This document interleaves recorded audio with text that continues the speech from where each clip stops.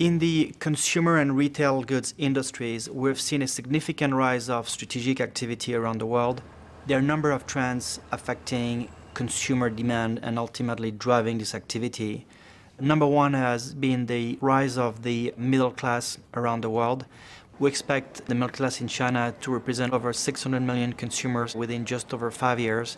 That's about 2 times the overall US population and is likely to represent a very significant source of demand for consumer goods products.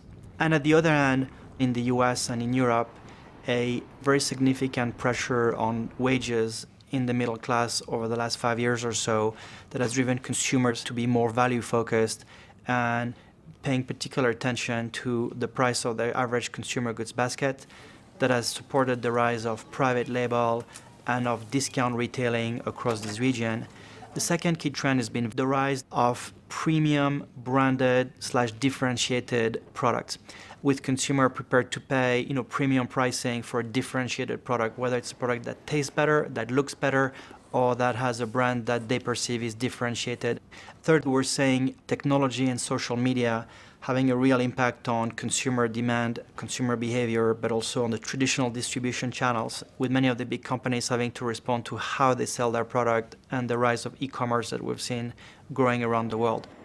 As a result of these trends, we've seen many of the largest companies, both in consumer goods and in retail, continue to focus on the higher value-added, more branded part of their product offering and ultimately trimming down their activities in areas that they decide are less value-added than they used to be. We have also seen over the last 2 years a number of companies become very large in single focus categories such as chocolate, coffee, meat processing, poultry. We have seen companies that were relatively small in these sectors raise capital and aggregate assets in a number of these categories. We have also seen the rise of strategic and financial buyers out of Asia and more specifically out of China taking interest for a number of these categories, and our expectation is for that to continue. And last but not least, we have seen private equity around the world very active in buying assets both in the broader food sector but also in the broader retail sector, and facilitate the transition from the big conglomerate to some of these single focus categories, but also to facilitate the transition from some of these Western markets to some of these new buyers out of Asia.